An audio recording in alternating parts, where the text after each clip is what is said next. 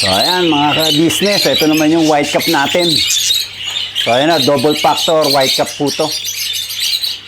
Yun o yung mga napalabas namin, double factor white cup na napalabas po natin. So nakita nyo naman o kung gano'n yung improvement. So malalaki na ho siya. Ang mga kulay o. Ayan o, ayan ang mga kulay. Yan o yung mga mga split na yan sa palo.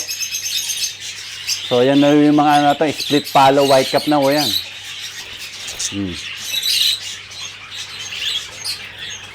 So, ayan o, sana huwag kayong magtampo sa akin kasi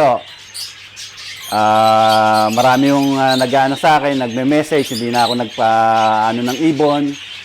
Sabi, hindi ko sila iiwanan. So, ayan o, hindi ko talaga kayo iniwanan. Patuloy yung experiment natin kasi yan o yung passion ko rin o. Passion ko yung pag-iibon. Parang sinasabi kong hobby ko yan. Diyan o ako masaya.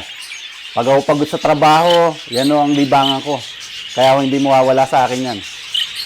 So ayan o, nakita nyo ang white cup natin. Ang laki na improvement, malalaking ibon na ho siya. At saka yan, puro split palo na yan. Nakita nyo, meron na ho akong pinakita sa inyo. Yung unang labas ho natin, yung palo ho natin, nandoon na sa rainbow. Ito yung mga yung mga hindi nagpula mata.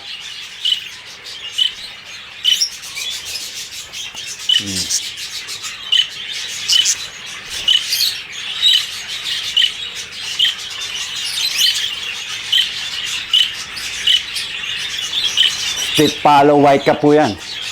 Clear wing. So kaya alam nyo na kung saan nanggaling yung rainbow natin.